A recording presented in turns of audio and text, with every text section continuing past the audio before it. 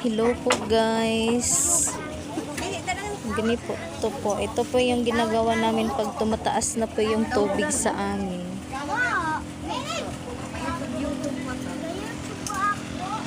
Ito po.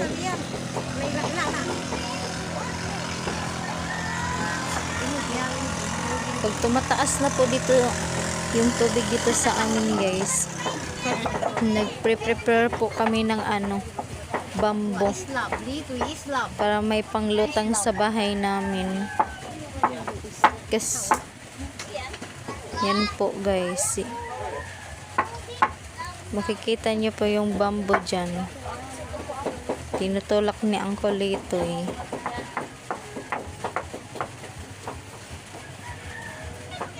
tingnan nyo po guys.